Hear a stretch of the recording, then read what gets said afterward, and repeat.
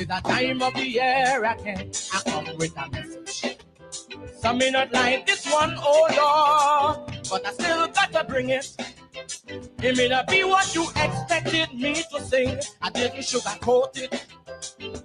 Cause every year round I see the same damn thing happening. So I asked Father God above, oh, what should I sing about? He replied to me, Angela, my son, open your mouth. You tell me open it wide and don't be afraid. Tell them to stop put a gun calypso and watching at size and age. How long you singing calypso? Number one question they ask you know. Have you paid your dues enough, my child, to get on the big show? Is the songwriter an icon? Oh, a name well known. Oh, your producer is a classic. Oh, your Kaiso 10th well grown. So if you still want to sing your song each year, sing it. One day you go win it. Although it look like Kaiso is a who know you think on every lyric too frank you might lose it. So walk the road, Angela, walk. It's a hard long road to walk, Angela. Oh, walk the road. But one day you go wear the ground with a smile of faith and walk your road, walk your road, walk your road. This is about my experience with singing songs right here. On my calypso journey, I met a woman I call mother, a living Kaiso icon. We call her singing Sandra. I decided to ask her to teach me a thing or two, to show me the ways of the art form, lessons to guide me through. Mother put me sit down and start to tell me, Calypso was birthed from we ancestry. And it's true, Kaiso, our stories are told. Mother say it will never die and it can't get old. Oh, she tell me in 85 she remember they told Lil Marshall to go, that he too young to soca, to sing his sweet Kaiso. So he stood up strong and the battle along, victorious in every show. Who would have thought this day would come? We wouldn't soca king of the world. Mother tell me walk the road. It's a hard long road to walk, Angela. Mother said to walk the road. But one day you go wear the crown with a smile of faith and walk the road, walk the road.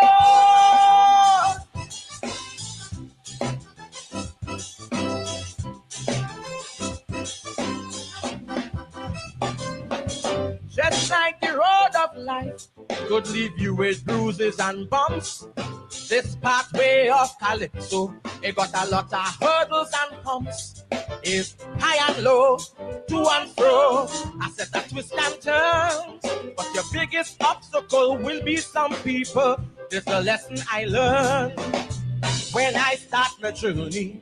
Some claim to love me to death, but that was only until they start to perceive my skill as a threat. Some label me and now come on me they try to look down. But they may know I live in Calypso since the age of 7. I observe individuals who say they support me strong, suddenly make a big turnaround. Now they're trying to waste me down. So I don't get high on supporters who lose sleep on detractors. But just like life, Kaiso is a state full of endless actors. So I go walk. It's a hard long road to walk, Angela. Oh, walk. Oh, Lord. One day you go wear the crown with a smile of faith and walk the road, walk the road.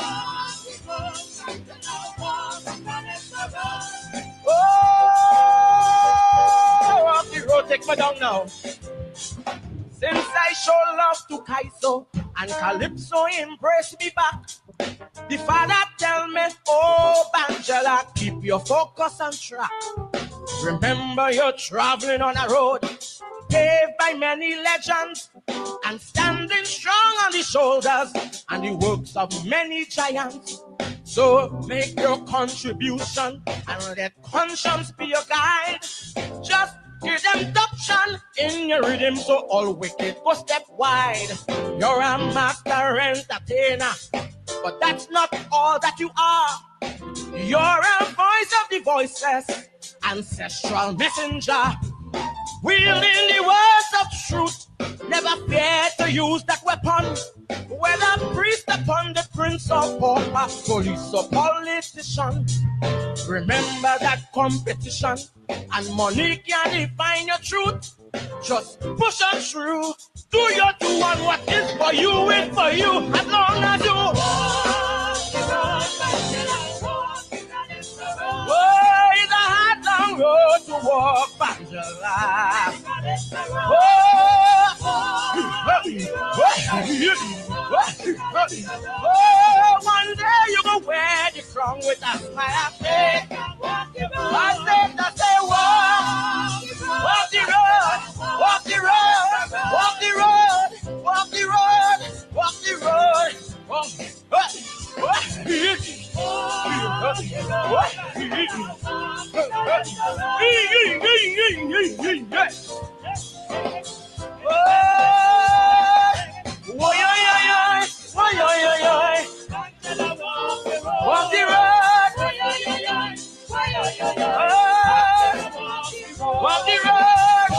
rising power singing Sandra, my dear mother, tell me, thank you.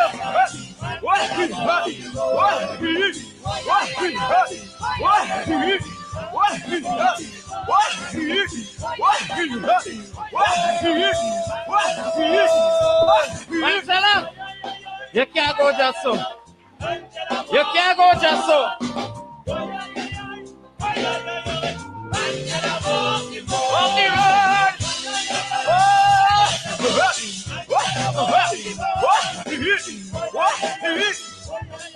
Take me down again. On my Calypso journey, I met a woman I call mother, a living Kaiso icon. We call her Singing Sandra. I decided to ask her to teach me a thing or two, to show me the ways of the art form, lessons to guide me through. Mother put me sit down and start to tell me. Calypso was birthed from re ancestry, and it's true, Kaiso, our stories are told.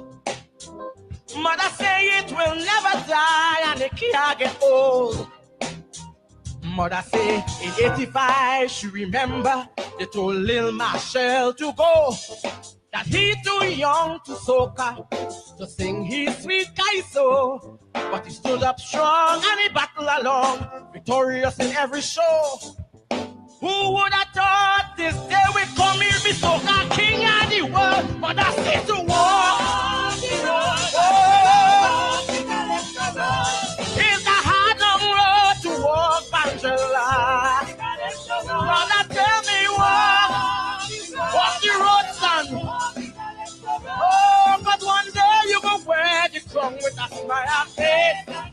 Oh, yeah, yeah, you, oh, yeah, yeah,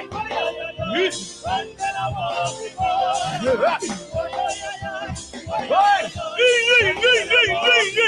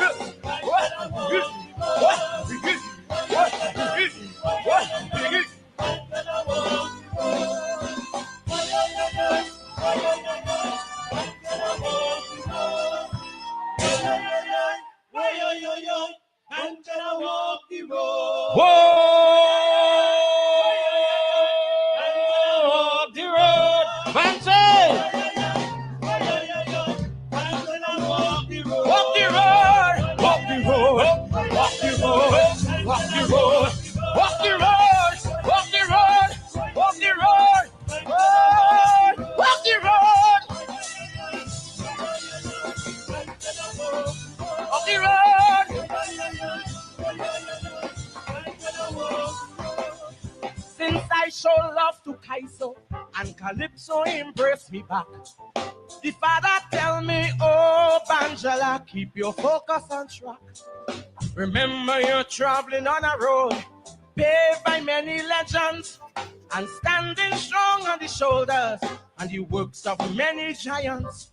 So make your contribution and let conscience be your guide. Just give them the option in your rhythm so all wicked go step wide. You're a master entertainer, but that's not all that you are. You're a voice of the voiceless, ancestral messenger. Wielding the words of truth, never fear to use that weapon. Whether priest upon the prince or pauper, police or politician. Remember that competition and money can't define your truth. Just push on through, do your do, and what is for you is for you. As long as you walk the road, it's a hard long road.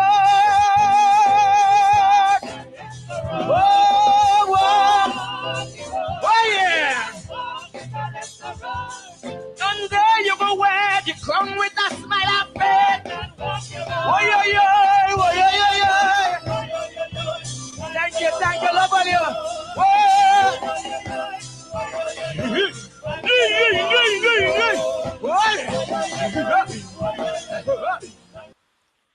Walk the road. Walk the road. One day you will wear the crown. It was Frederick Douglass who said, some people want to reap the rewards without planting the seed. Power concedes nothing without a demand. Never did and never will. We got to walk the road of struggle. Walk the road. Walk the road of struggle. Good evening to you. One of the young bards of Calypso coming out of TNT, young Bangela, one of my favorites. He was the young king, I think 2 years in run. And I love that. The rhythm of the people. And the young people are taking the music to another level. It's not just the jump and wine thing, as you all notice. It's the message, the messengers. Walk the road. Walk the road. You are not just an entertainer. You're not just an entertainer. You are the voice of the voiceless. And that's what we try to do. We try to give voice to all those whose voice are smothered. And we continue to give voice. Good evening on a Thursday evening. Welcome to Politics 101. It's always a pleasure to have you here with us as we continue to walk the road. We continue to walk the road. The struggle to walk the road. Some of us have been in the trenches for as long as we can remember. As I said, since Noah was a scout, some people say since Noah was in short pants. And we want to leave a legacy of persistent struggle. Frederick Douglass again, power concedes nothing without a struggle. Never did and never will.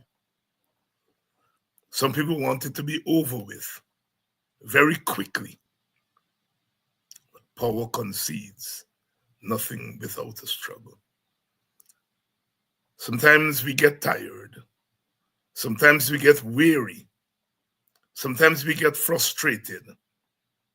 But we have to get up, dust yourself off, and ready to go again, to confront those who use power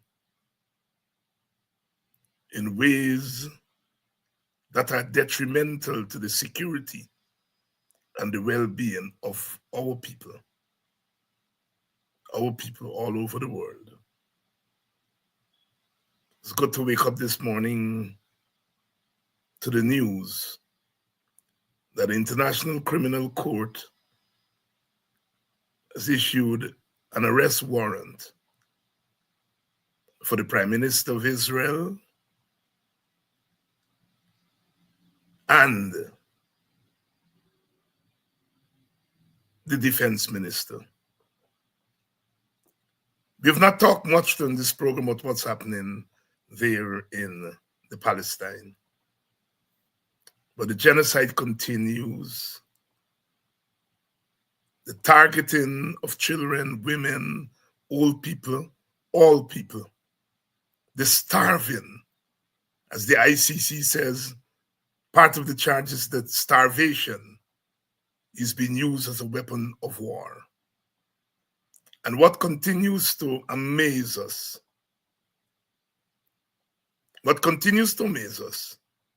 is the way in which the rest of the world, the rest of the powerful countries in the world are standing by and allow that atrocity to continue. History is not going to be kind to us. Guyana introduced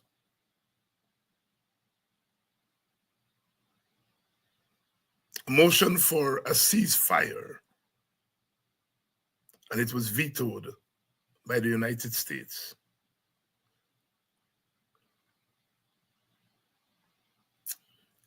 The Democrats have just lost an election, and certainly in one state, in Michigan, they may have lost because of Palestinian immigrants voting against them. Yet,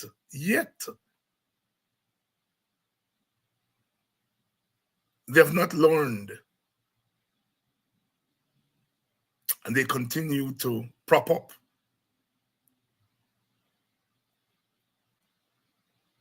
they continue to encourage the mass murder, the genocide that's happening in the Palestine. Our own Bob Marley said, so much trouble in the world, so much trouble in the world.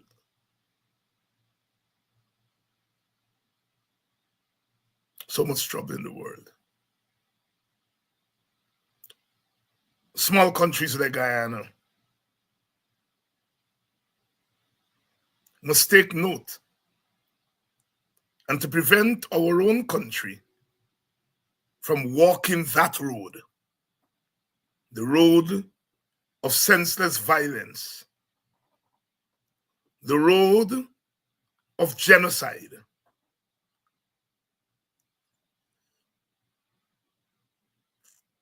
We have had our share. Hundreds of young, mainly Black men, murdered, disappeared, kidnapped under the PPP regime. And many in our country pretend that it didn't happen. We heard the Vice President last week disputing the numbers, suggesting that Nigel News said it's 1,200, and he's suggesting that it may be 300 or 200. Imagine that. No denial, disputing numbers of Black lives, young, beautiful Black lives, snuffed out by a regime that is intent on staying in power at all costs. At all costs.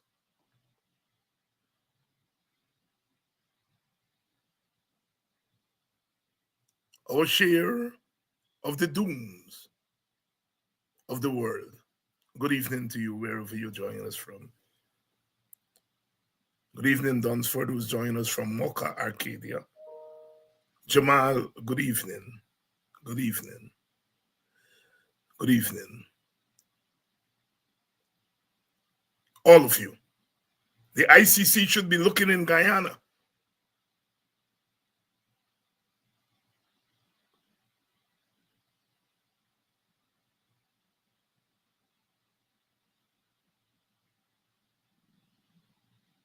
And to ask whether crimes against humanity have not taken place here.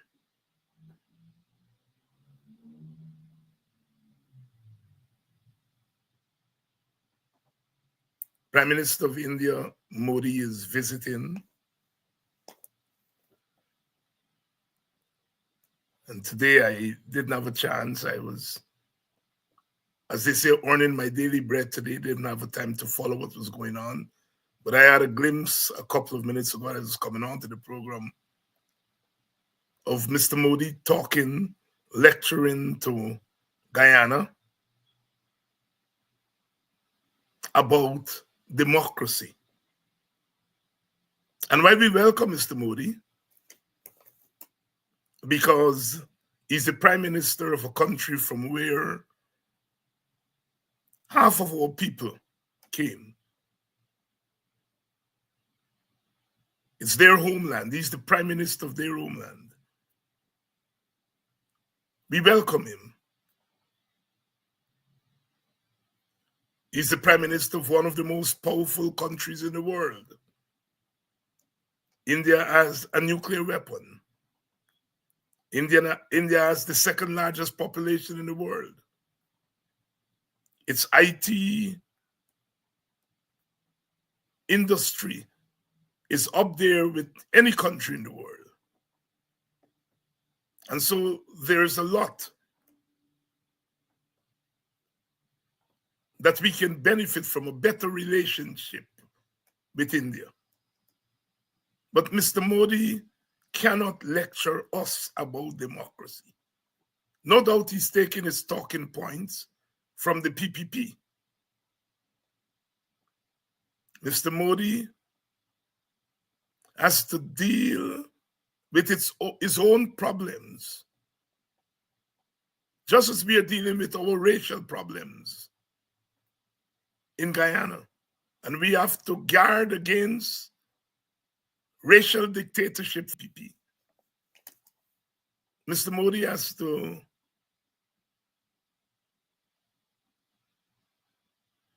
deal with his own problems with Muslims in his country.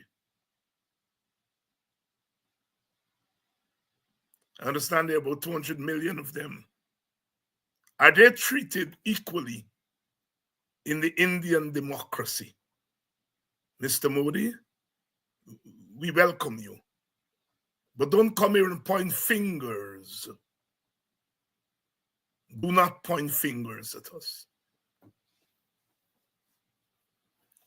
Do not point fingers at us. Ethnic groups living in the same place is always a challenge because there is the competition for resources. Mr. Modi, India has not done a good job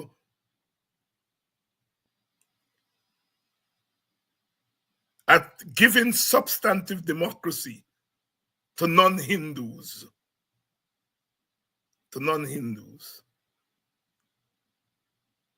You have your own challenges. And don't lecture us. Do not lecture us about democracy. I wanted to get that in.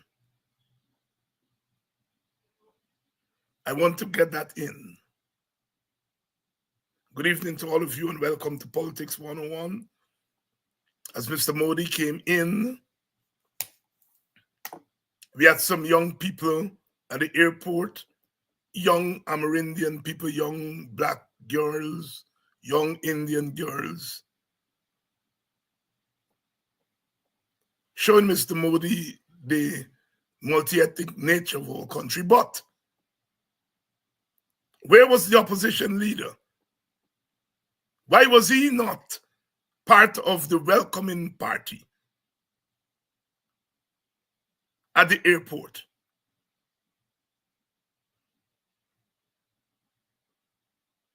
That omission says more about our country than the picture of little girls from the different ethnic groups. I understand that Mr. Modi has friends here, has friends in Guyana, but he has to be very careful that he does not come to Guyana and take sides.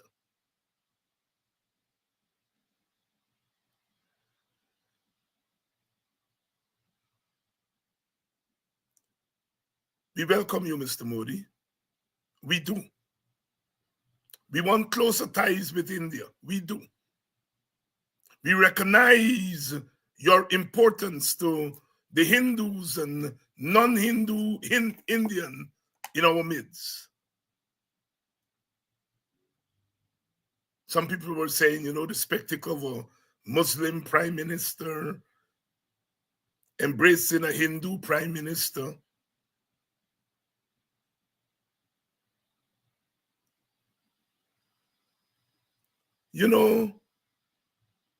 Muslims and Hindus may be at each other's throat in India, but in Guyana, they are not. In Guyana, the Muslims and Hindus have become Indians, just as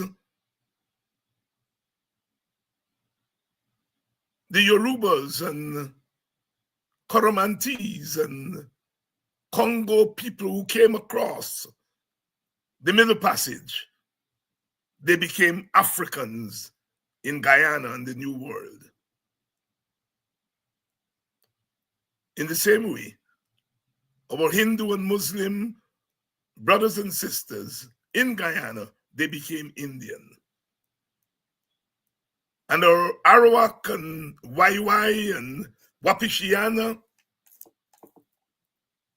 brothers and sisters have become Amerindians.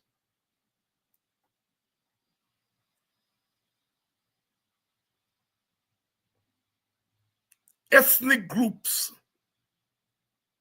have merged to become racial groups in America, in Guyana. But of course in the Americas, but in Guyana. The ethnic Arawak and Wapishianas and Waiwai and all the other indigenous ethnic groups, they've merged together to become a racial group. In the same way, as I said, the Yorubas and the Koromantis and the Congos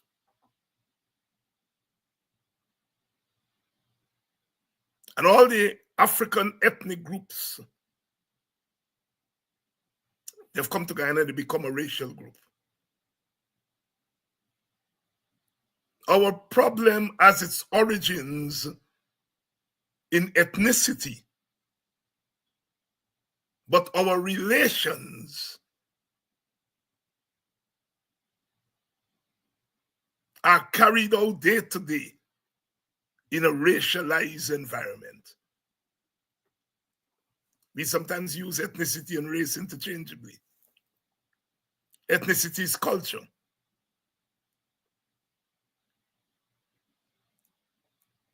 Race is political and economic.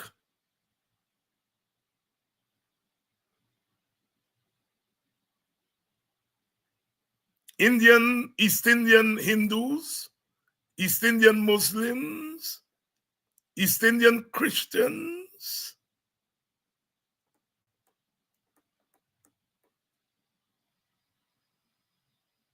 East Indian Madrasi, they act similarly as East Indians. African Yorubans, African Congo, African Igbo, African Koromanti,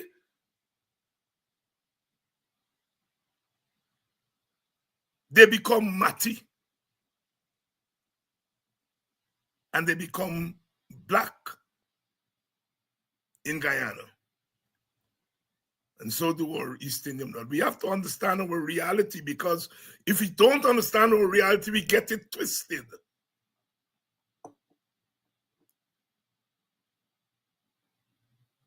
We get it twisted.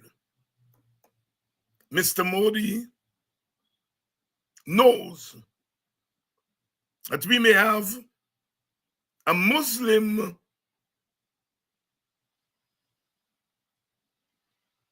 president, but he's a Muslim in faith, but politically he's not Muslim. Politically he's Indian. Many people were telling me, look, you know, I mean, when Ali becomes the prime minister, becomes the president, there's going to be conflict between the Muslims and the Hindus. And I would laugh, you know, because I know better. I know better. There are more East Indian Hindus than Muslims and Madrasi and so on. But in many ways, East Indians of all religious persuasion have become Hinduized. The powerful Hinduism,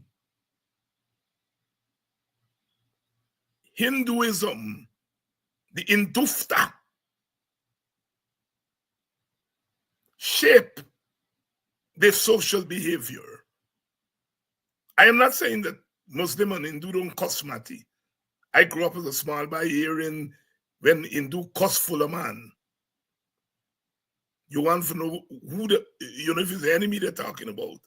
So I'm not saying that they're not ethnic tensions, but those ethnic tensions are overridden by racial imperatives. They used to say in Trinidad, you know, the Muslims would vote PNM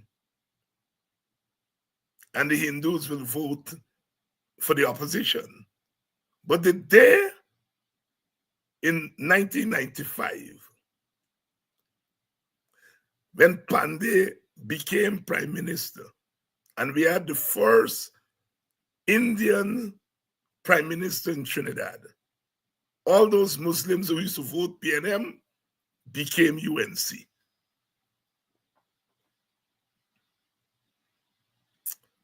Sometimes some black people play the fool.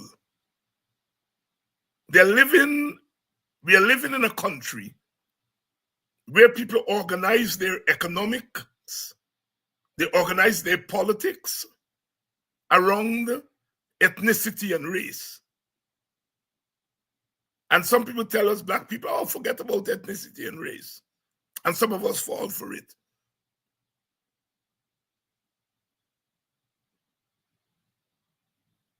You don't hear our indigenous people talking about Arawaks and Wapishiana and YY. They talk about indigenous people, and correctly so.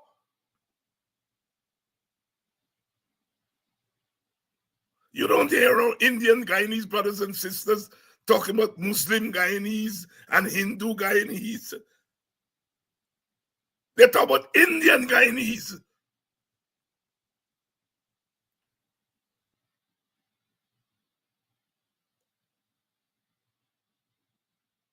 And Chinese don't talk about Cantonese and all the different ethnic Chinese that came. They talk about Chinese. And Portuguese talk about Portuguese. And people want Africans to talk maybe about class or some other thing. So we must talk about class and organize around class and organize around other things, while the other groups are organizing as ethno-racial groups. The most arrant nonsense I hear in Guyana comes from some Black people, especially some Black leaders, as if they are ashamed to say they're African, or they have to make an excuse.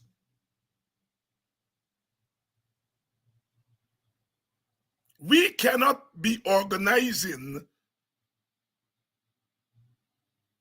as some thing with no identity, while our brothers and sisters are organizing around their identity, and they have merged their differences into a sameness.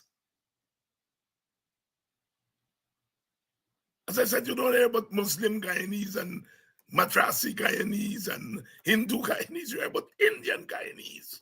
Quite rightly so. In a place where competition for resources is along ethnic lines, why do you want to deny yourself the use of your identity?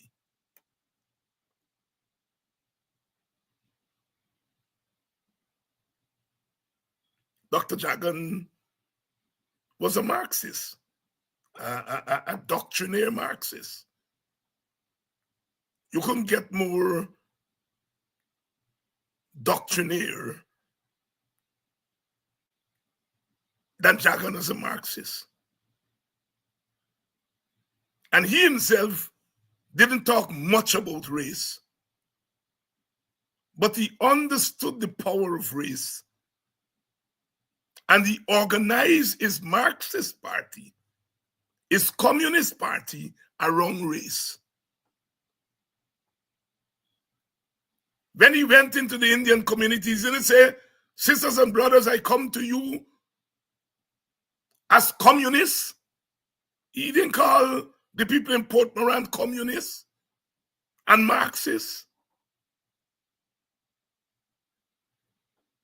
He was a Marxist and a communist who organized based on race. What else would he organize based on? The vast majority of Indians weren't communists and Marxists. Their first identity was Indian.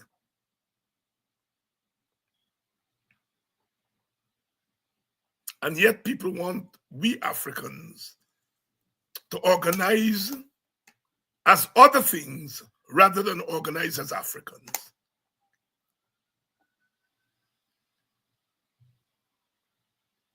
There are working class Blacks, working class Indians, East Indians, working class Amerindians. I don't know if they're working class Portuguese, maybe there are a few. Maybe there were a few working class Chinese. But certainly they're working class Africans and working class Indians and working class Amerindians. But our primary identity is not our class identity. You see, when the society is homogeneous, you go to Europe, and those European societies are mostly white people. Their whiteness is self-evident. So when they're organizing as class. The diversity in the society is not a racial diversity, it's a class diversity. And so they organize as class.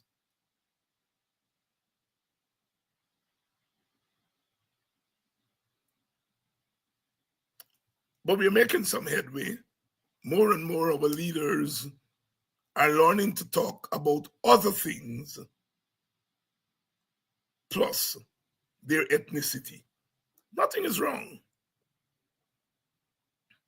All of us, most of us, who were products of the 1940s and 50s and 60s and 70s and 80s had some affinity to left-wing politics, Marxist politics, anti-imperialist politics.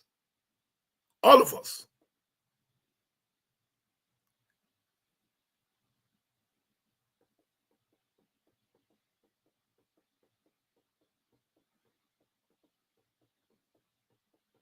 And there are times when we organize across ethnic lines.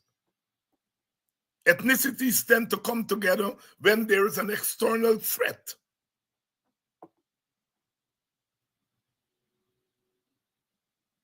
But when you look recently, when Maduro and the Venezuelans were bearing down, even that did not bring our ethnic groups together.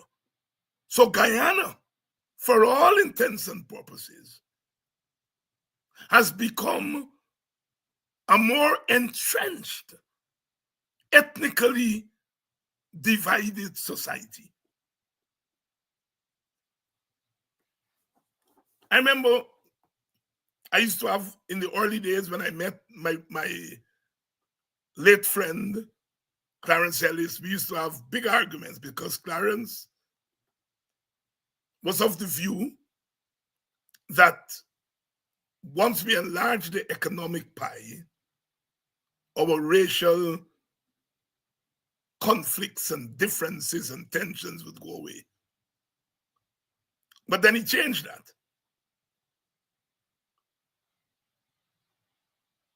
He changed that long before he passed away. And if he were alive today, he would have said, I told you so. We get buko money. And instead of the oil money serve as an equalizer among our ethnic and our racial groups, it has increased the tension. Because the problem is about distribution.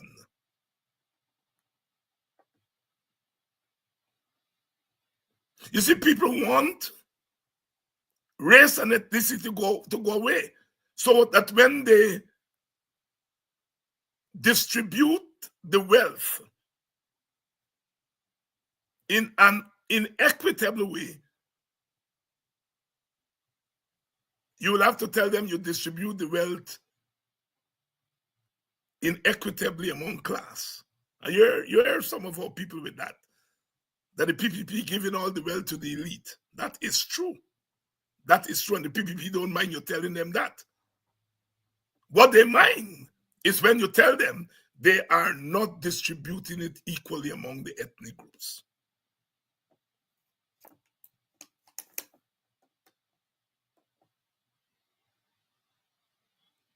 If you look around the world, there are no big fighting between poor people and rich people. You don't have no big struggle around the world where the poor people are out in the street rallying around the rich people, against the rich people. No.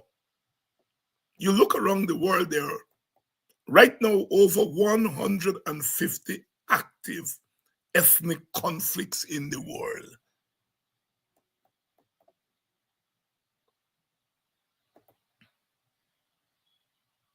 The war between Ukraine and Russia may look like a national war between one country against another country. It's an ethnic war between Ukrainians and Russians.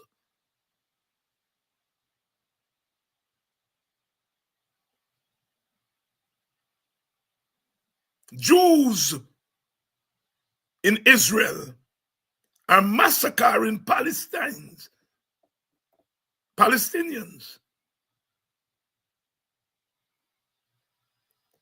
And the rich and the poor in Israel, they find common ground against the Palestinians. Every now and again, you may have some of the young people, standing up and so on. But then they find a way to come together. Ethnic solidarity. We cannot solve our ethnic problems in Guyana by ignoring ethnicity. We have to confront it. We have to confront it. We cannot pretend that we don't have an ethnic problem. We do.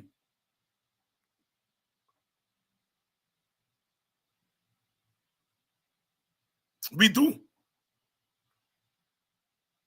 And we can confront that problem and neutralize it to some extent. It's never going to go away, but it can be neutralized. We are not going to neutralize our ethnic problems in the ballot box. Forget it. Ballot box is about power. And when it comes to power,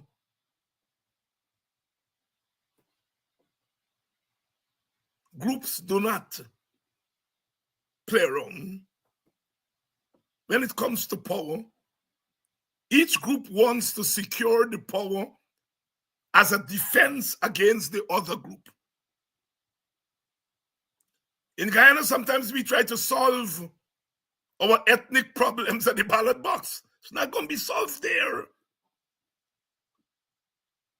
You have to use the ballot box as the means to the larger end of neutralizing our ethnic problems.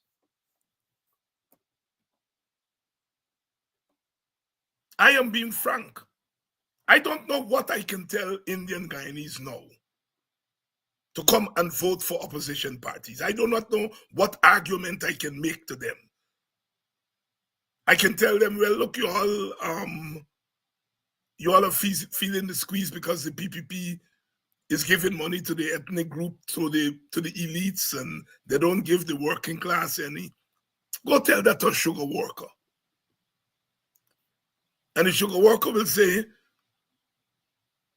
the PPP is given to Gaisuko. Gaisuko employs workers. So why are you coming and telling me the PPP is not giving me anything?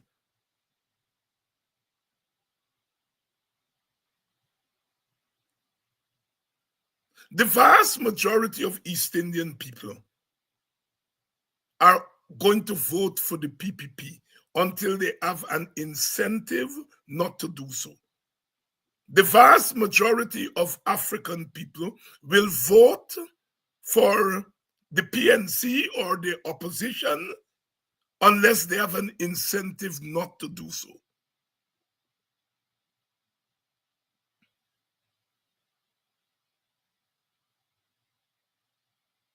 There was a time when the vast majority of Amerindians voted for the United Force.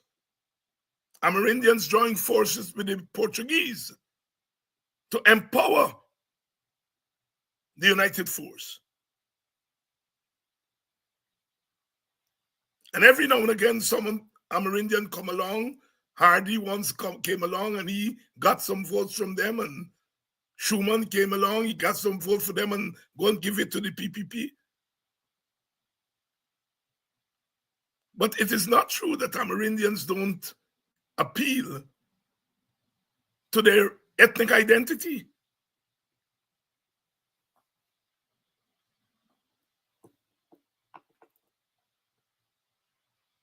Sisters and brothers, we have to confront our demons. And we Africans play around too much with our identity. We are ashamed of our identity. We feel that, our identity, that come a time when Africans had lost faith and didn't believe that an African could have won an election when Granger came in and won.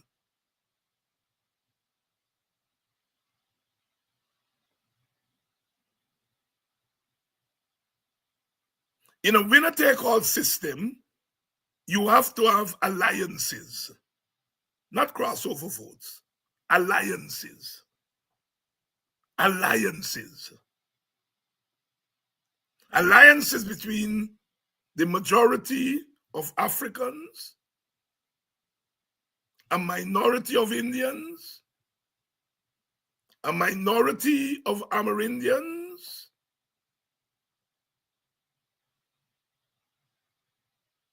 alliances, not crossover vote.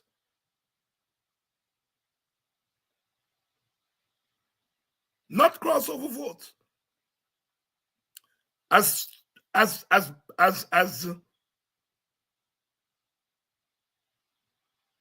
stupid as some people think Trump is, note what Trump did. He went to white people and he spoke to them as white people.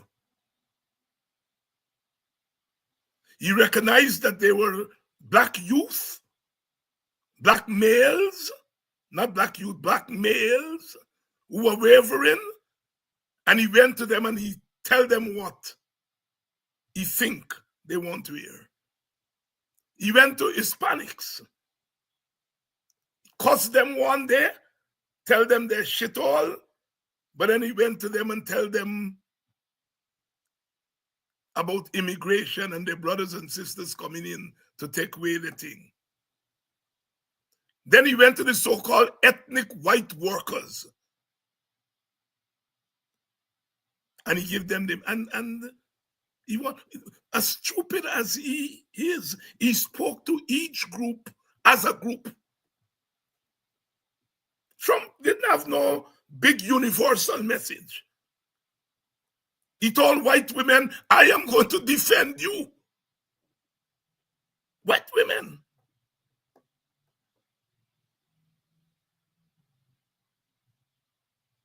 He got 54 to 56% of white women vote.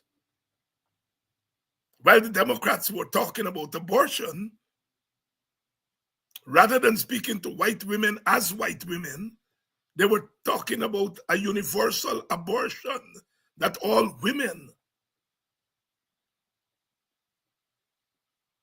I learned my lesson, years and years ago. I worked for NARAL, the National Abortion League, I think is what is named, the largest pro-choice organization. I worked for a few months for the chapter in Maryland as an organizer. And they sent me to the black community to organize black women to come into NARAL and on the issue of abortion. I knew at that time that it was foolish, but it was a job. But I went. And when I went into the black communities in Washington, D.C., the women tell me, brother, we don't want to hear about abortion. If we want to have abortion, we know what to do. We want to hear about jobs. We want to hear about child care. We want to hear about proper schools. I had a sense, but it was proven to me, and I eventually left the job because I couldn't go to black people, black women, and telling them about abortion when they live in rundown apartments, when their children are caught up in violence, crack, when the large American establishment is damaging their communities with war and drugs, and I am going there to tell them about abortion.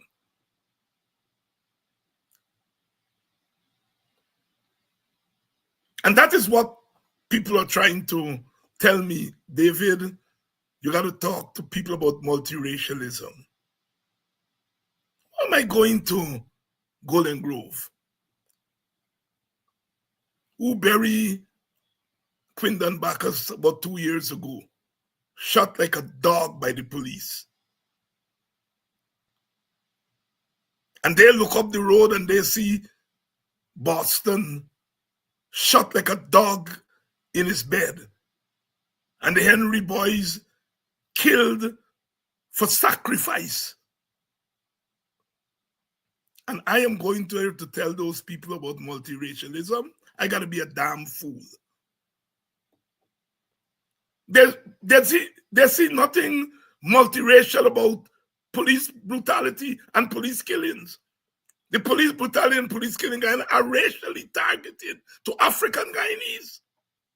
What am I going there to tell those people about multiracialism?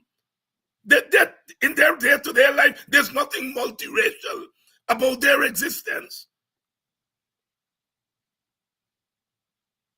They left Golden Grove and they go up the road to Enmore. And their roads are bumpy, big hole, and they go over to Enmore and they say, nice paved roads. Is there anything multiracial about that?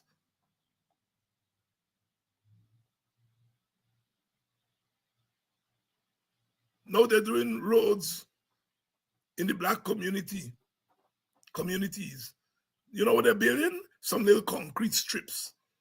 If you veer a little bit, you're gone off. Little narrow thing. Not even one car can drive properly on them things. And they tell us they're building beautiful roads in the black community. Roads? They're building some concrete strips. And people are telling me I must go and talk to black people about multiracialism. I must preach multiracialism. Multiracialism is an ideal. Multiracialism is something we aspire to. Multiracialism has to ultimately be the solution to our country's problems. But I can't go when people are being beaten up as a race and tell them about multiracialism. The Amerindians in the interior, they see East Indians and powerful East Indian men and maybe African men going into the communities and raping the little girl children in ways that they don't go into the Indian communities on the coast and the African community on the coast and rape their girls. It's as if they have a license to rape Amerindian girls. And I must go to Amerindians and tell them about multiracialism. There's nothing multiracial about rape. Yes, I'm not saying that Africans don't get raped, African women don't get raped. They do. I'm not saying that Indian women don't get raped. They do. But Amerindian women seem to be easy target for these men. And so therefore, rape has a kind of racial face. And people want me to go and talk about multiracialism to people who are being hammered because of their race. It's the backwardness of our politics. They kind of feel good, you know? And I hear that from some progressives. Progressive meaning people who are, their politics are not backward politics, but they get confused between means and end. Multiracialism is an end, an aspiration.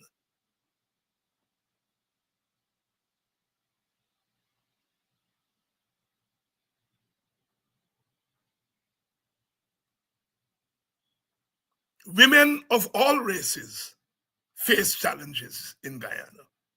Of all races face challenges in Guyana.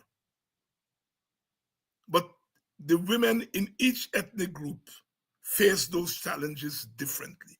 As I said, Amerindian women seem to be easy target for rape. Black women now are easy targets for men of other ethnicities going into our community and dangling money before black women, turning them into harlots and prostitutes. We're going to make some Douglas children. Well, if an Indian man loves the black woman and they get married and make the Douglas children, more power. But if you are going into those communities as an Indian man with plenty money, using your power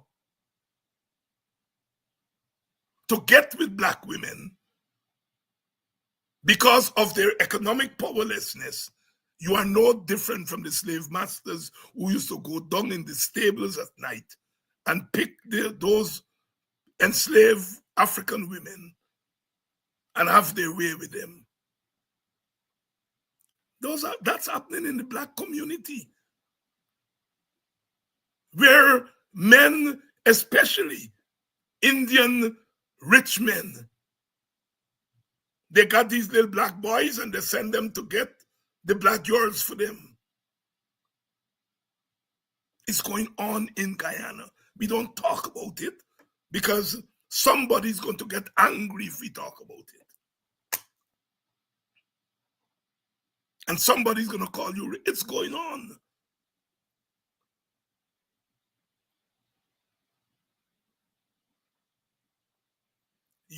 Young black boys in Guyana play their music loud, but they can't go at an Indian-owned gas station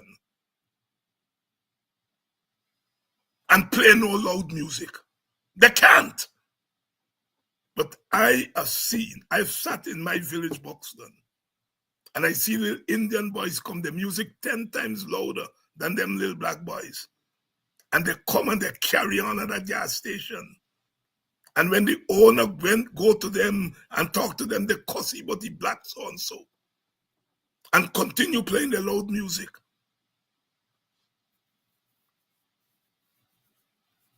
It's a sense of power, a sense of triumphalism, where the PPP is socializing young Indian boys. They give them contracts and they get plenty money, and they're being socialized to believe that they run things. In the old days, they used to say, well, it's black men used to go and take advantage of Indian women, and black men were this, and black police was this, and black soldier. The black police, them, as you all know, they're working for Indian overlords now.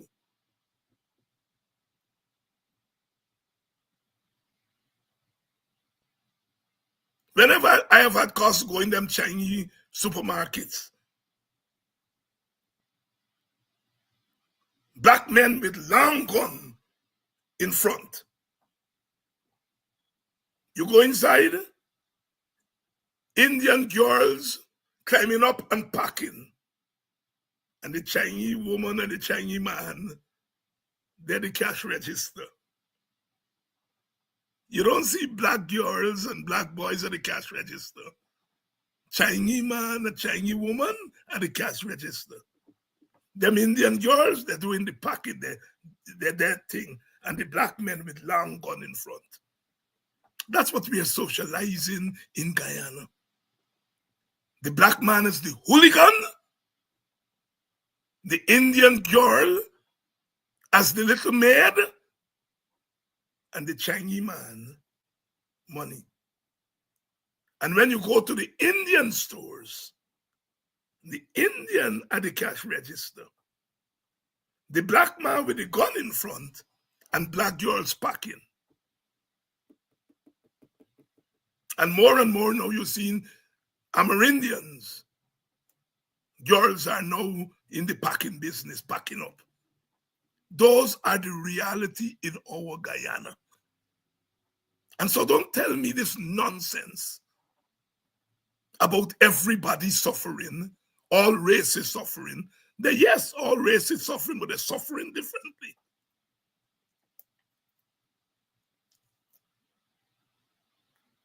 You're a little boy, black boy, you're running around, and you see in front of them Indian store and Chinese store, black man with long gun. What are you being socialized to think about the role of black men? You socialize to think that black men are watchmen and security guards.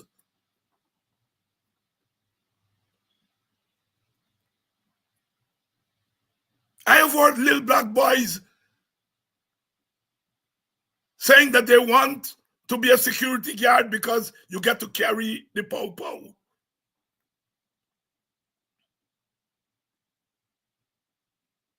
We are in a society that is riveted by racial discrimination and racial hierarchy.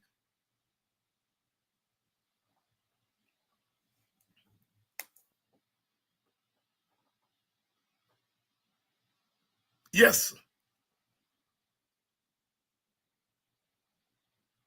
the vast majority of Indians are not rich, stinking rich.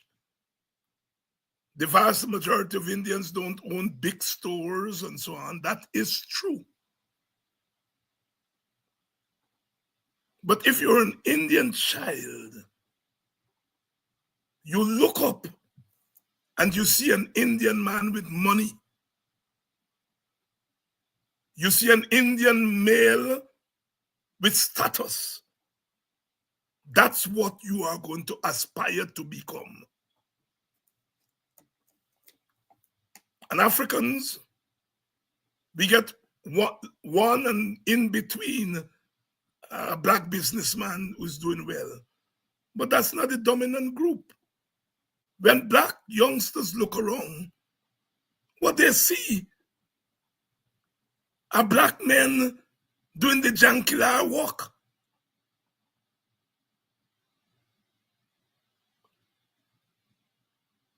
Teachers now are not what they used to be. My generation, you look up, you want to be a teacher. When you look up now and you watch in the black community, you watch a teacher who working for next to nothing. You don't want to aspire to be a teacher. You don't. They pauperize our black workers. And so our young people are not aspiring to become teachers anymore. They rather go and hustle.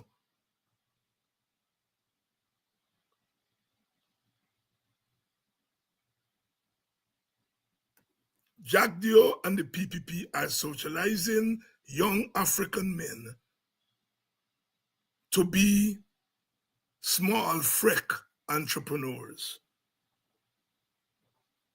1 million, 2 million. What entrepreneur you can become with $1 million contract?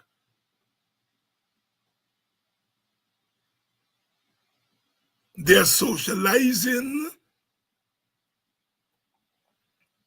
young African men to become small timers. Not big timers, small timers. This is the reality that we are facing in Guyana. And we have got to aspire to leveling the playing field. So that the Indian child, the Amerindian child, the African child can see role models in their communities. Role models who are achieving.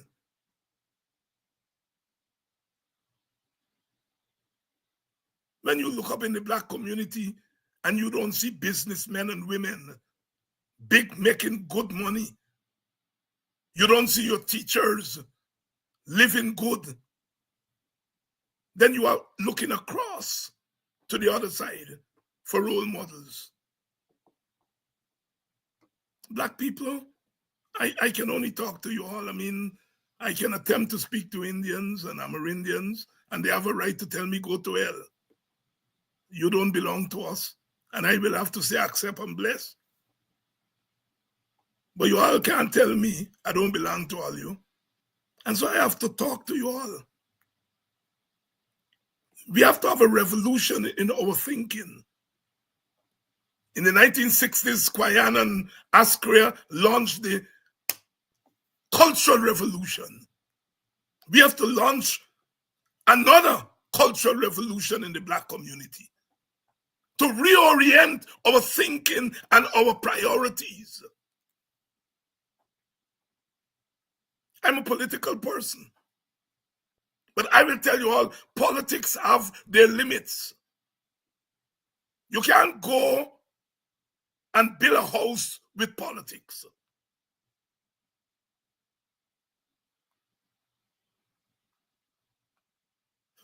What you can do is use the politics to empower you so that you can build a house. We in the Black community seem to believe that politics is an end in itself. It's not. It's a means to an end. We have to demand from our politicians, who we are giving our votes to, don't come and tell us about inflation. Keep that for your economic thing. Don't come and tell us about one size fit all. Come and do for us.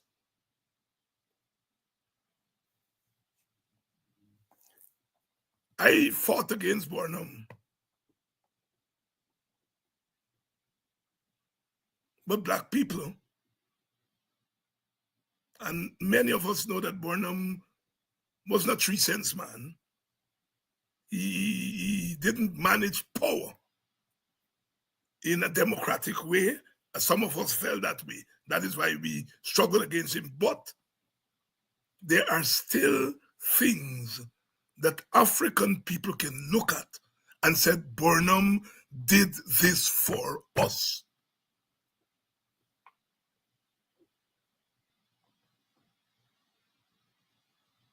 And our modern politicians have to learn that. They have to learn that you can do for the country and still do for your voters.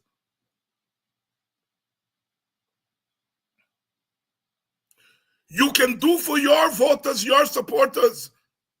You don't have to discriminate against other supporters to do for your supporters. The PPP is doing for their supporters. Where I have a problem with them and where we should have a problem with them is that they're discriminating against others to do for their supporters. And I am saying to our leaders, do for your supporters, but don't discriminate against other groups. There's a way you can do for your supporters without discriminating against other groups. That's the PPP playbook. They're doing for their supporters, but in the process, they're discriminating against other groups. And you can do for your people without discriminating against other people.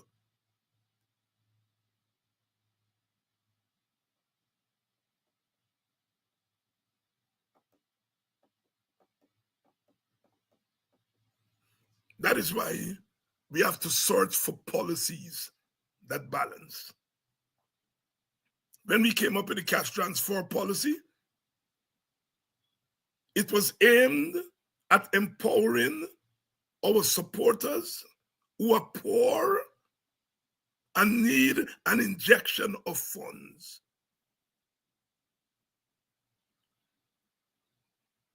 But we do it for every family we are proposing to get the families in our support base, who are mostly African families. We give it to all families of all ethnic groups.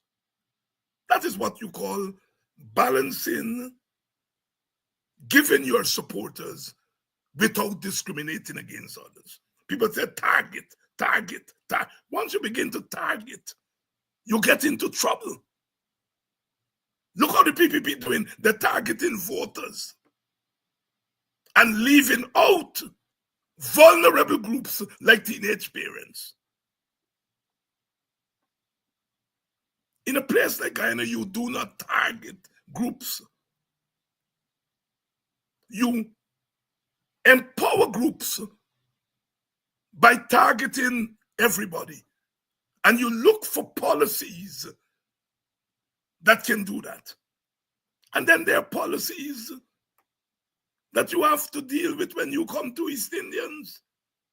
East Indians are in sugar.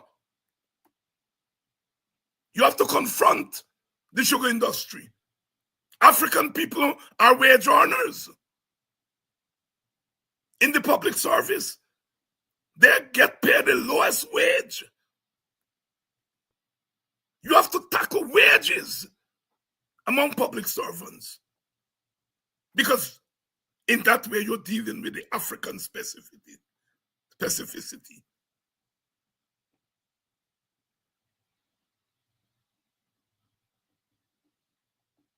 Look where the PPP has gotten with sugar. What the PPP wants to do is to keep Indian people working in sugar as cane cutters all their life.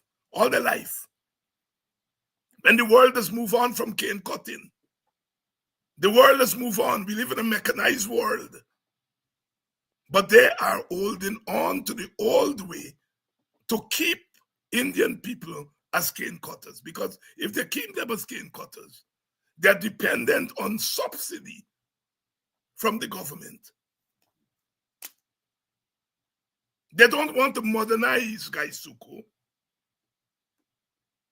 Because if you modernize Gaisuko, you have to raise the cane cutter from a cane cutter to a mechanic man, to a man or a woman who's dealing with computers. Digitalization. But so long as you have Gaisuko there, depending on cane harvesting with a cutlass, you are keeping a whole section of the Indian population. You're keeping them there on the sugar estate as low skill workers. That's why they're not holding on to Gaisuko to help Indians. Yes, they're putting money in Indian people's pocket in the short run. But in the long run, their political payback is that those people will remain there as low-skilled workers who are loyal to them. And they want to get black people like that.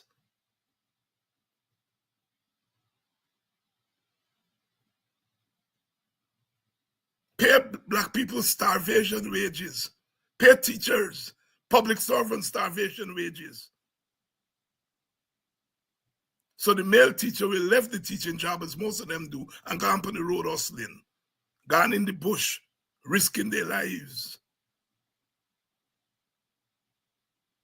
Some Indian teachers have said they make more money doing other things other than teaching.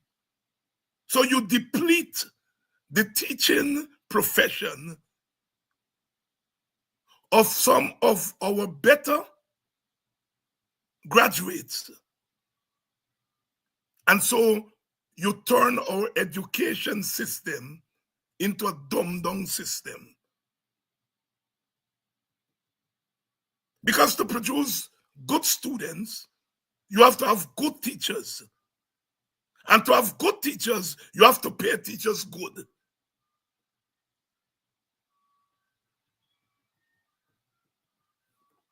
The grand plan of the PPP is to keep our people in the Stone Age, and to keep our people pliant, compliant. Look at how that man who cannot even put words together, sit down there like a chibat, talking down to engineers who are 100 times brighter than he. And they're taking it. Not one of those engineers had the courage to say, keep your so-and-so work. You cannot speak to me like that. I'm a proud black man.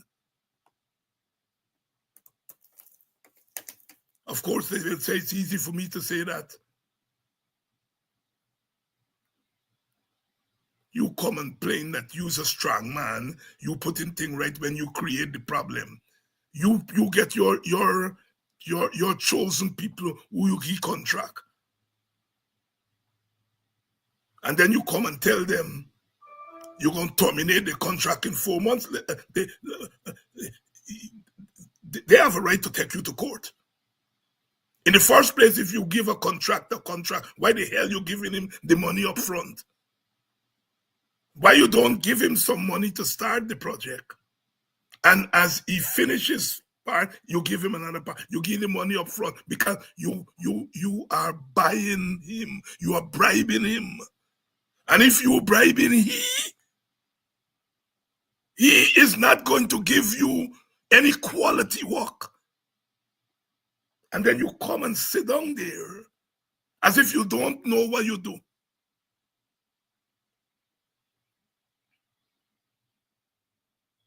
Call people at 5:30 in the morning for say you talking down to them. You can't even talk down to your own family like that. And you got big black men, contractors, small-time contractors, and you're talking to them like in a way you can't talk to your own little son. And they have to take it. They have to take it. Black people, all you got to change the way you are thinking.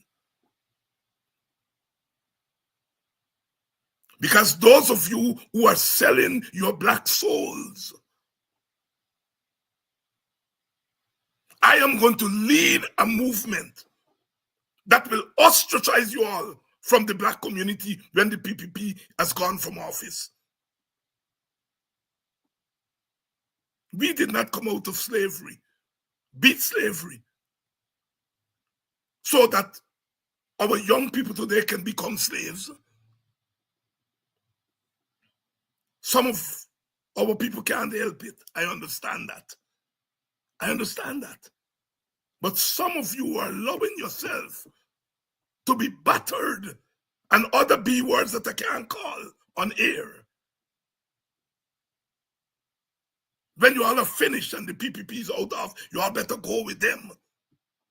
Don't come back into our communities. You all are bad news and bad examples.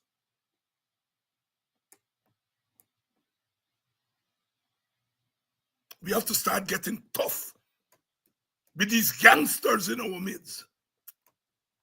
Because they're the ones who our young people are looking up to. They're the ones who can buy kite at Christmas time. They're the ones who can put a couple of hampers together and give because they're getting the little soup.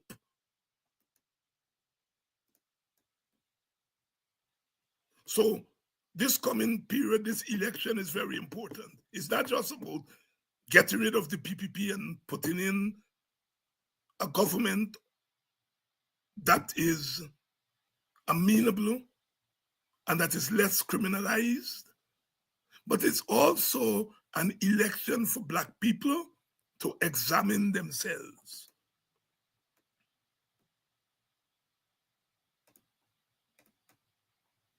And if and when we have a change in government, the way the Indian government, the PPP, is treating black people, I will stand against our black-led government treating Indian people in that way. I would not be part of a government that treat Indian and Amerindian people the way the PPP is treating black people and Amerindian people. We have to respect people's dignity.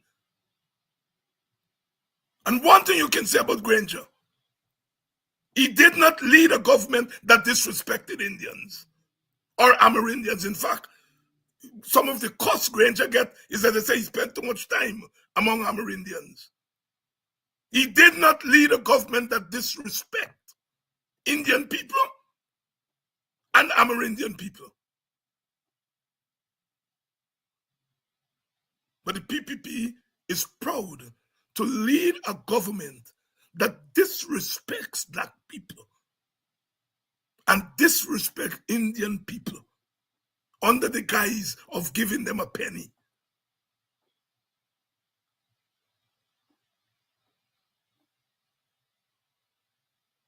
Black people, you all start this cultural revolution. Get our heads right. You see, our Indian brothers and sisters go to the temple and they go to the mosques, and those places socialize them to be good Indians. We go to our churches. Our churches talk about a God that we can't see, we can't feel, we can't touch. A God that is not black. They tell us about a colorless God. When you go to the temple and the mosque, their God is Indian. Shivratri and all the other Hindu deities, they are Indian. And we got black people preaching in church. The problem is not Christianity. The problem is not Christianity. The problem is the Christian preachers. Look at the black church here in the United States. They don't socialize black people for some God who don't look like them. That's why it's called the black church. The black church. But we have black preachers who are telling our people not to be conscious. Telling us about some God in the sky which will make everybody high. I'm quoting Bob Marley here. We black Christians have to start turning the church into a place of liberation theology. You go in a black church in America, they're talking about Revelation. They're talking about Exodus.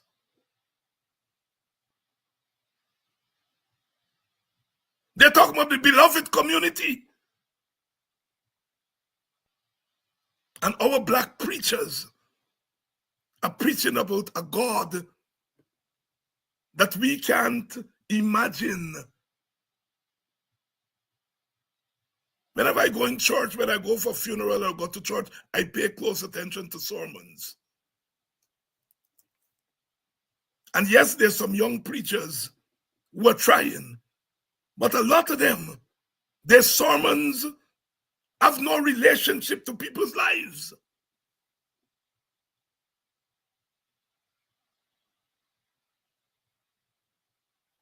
The revolution has to start.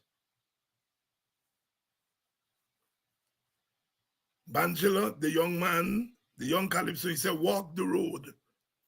Your role is not just an entertainer, but to be a voice for your people. Some people say, well, Dr. Hines, why you don't play more Calypso from Guyana? Or you send me the conscious ones, I'm going to play them. Our Calypsonians, jump and wave something. I don't mind that. Because we got party too. But we don't get the same kind of social commentary in our Calypso that you get from the Trinidadians and Barbadians, and you get from the reggae singers in Jamaica and Antigua and those places.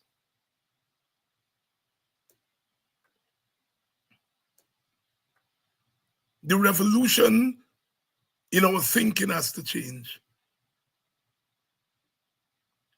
Our Indian Guyanese brothers and sisters, they still have the mosque, the temple, their institutions. which are instilling an Indian consciousness in them. And we black people are reaching for things that don't instill in us a consciousness of who we are. And you cannot define yourself as mango when everybody else is defining themselves as money.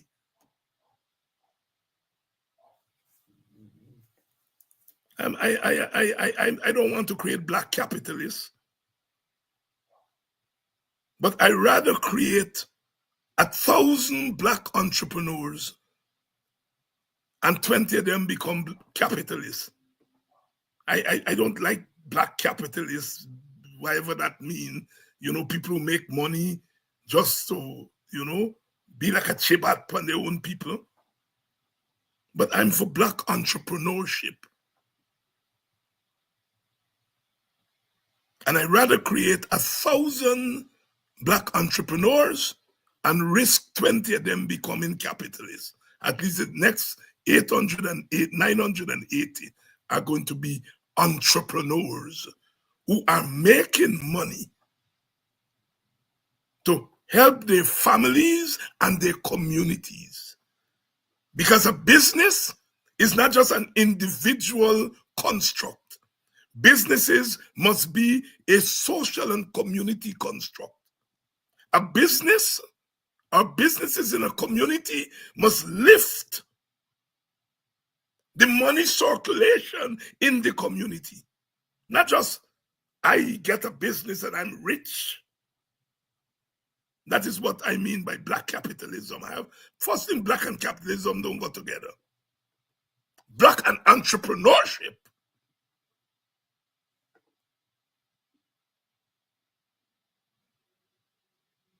The revolution in our thinking has to begin now. It can't wait for after the election. We must go into these elections as a conscious people, conscious African people.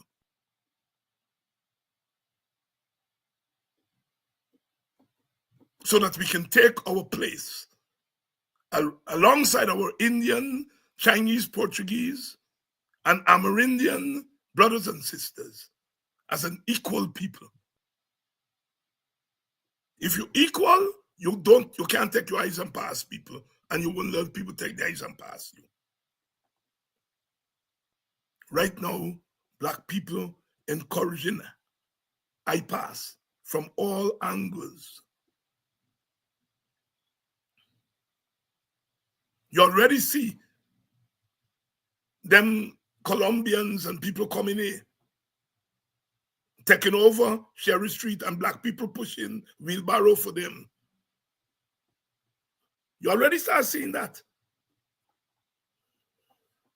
Go along Regent Street and see what the black men they do. They live in cloth and live in big thing for carrying them store. That's what we have been reduced to. And those people are coming, the Latino people are coming, and we already start pushing wheelbarrow for them.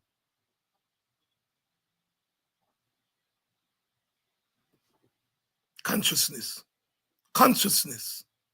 to recognize that you're in a society where there's racial competition.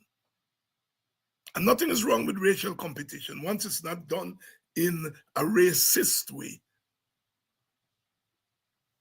Groups compete for resources. But black people have taken themselves out of the competition and are settling to be hustlers.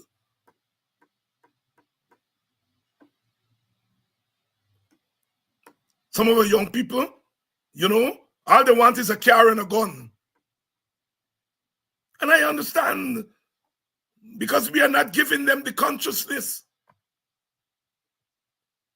Bob Marley said, in the abundance of water, the fool is thirsty. You get a car and a gun and you tell yourself, you're a big boy. In the abundance of water, the fool is thirsty. While you happy with a fancy car and a gun, people are gunning down your brothers. They're harassing and taking advantage on your sisters, and you're happy with your gun and your car. You're happy to take your little sisters and deliver them to Indian bourgeoisie men.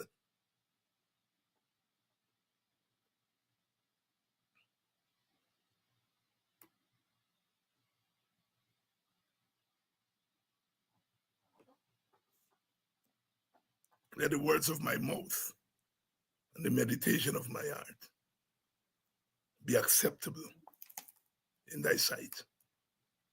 I will be waging this war.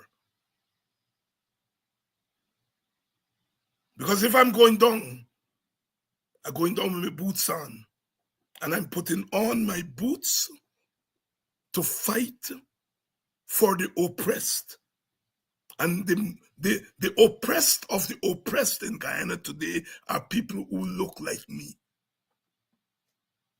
It's not that Indian people are not oppressed. At some point, I will direct some of my remarks to Indian people. I will. So don't believe I'm not going to talk to Indian people. But charity begins at home. Indian people have people talking to them. You see, they bring Modi. This is not the first time Modi come here, Modi. Ravi Dev bring Modi here. And carry to the Enmo Mata statue and carry all about. Modi, this is not Modi's first visit. Modi come here when he wasn't prime minister. Modi is very familiar with Guyana.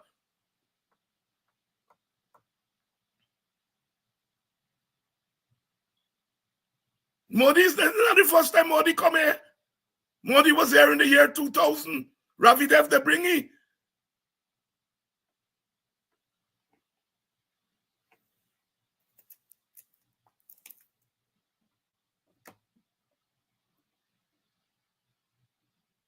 So I'm saying that Indian people have their leaders. Some of the leaders may be leading them astray, but that's not for me to say. It is for the Indians to say, not me.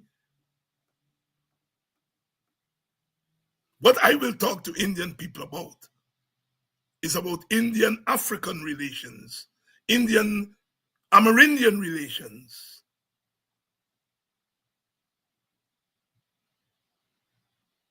We got to live in this country together. We got to share it.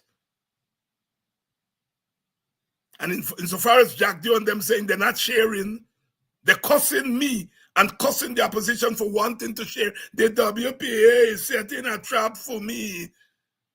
And the next thing they will tell us is about a national government. He's against national government. He's against sharing. I am saying I don't want Guyana for black people alone. I don't. If I want to live in a country where black people, I'll go to Africa.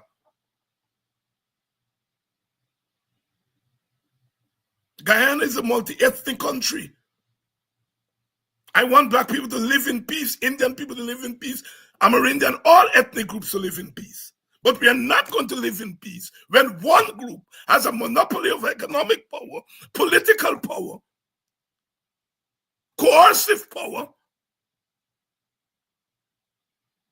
That is a recipe for racial conflict.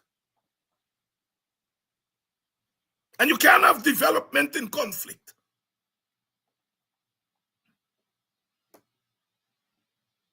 So we have to right the wrongs. No.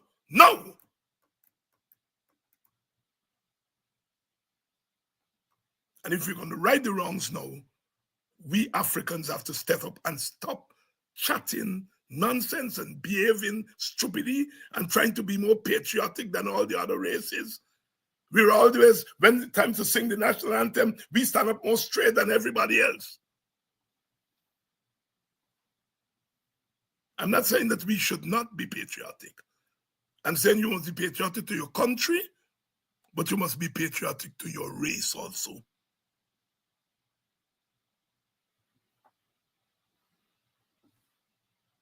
It is not what it is.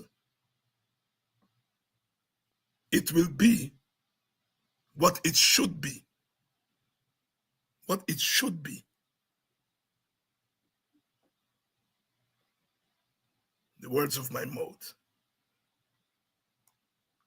and the meditation of my heart be acceptable in thy sight here tonight. If you hear that, black is beautiful. Santa Claus. Black is beautiful. It's a textile. Lift your head like me. You got to wear it.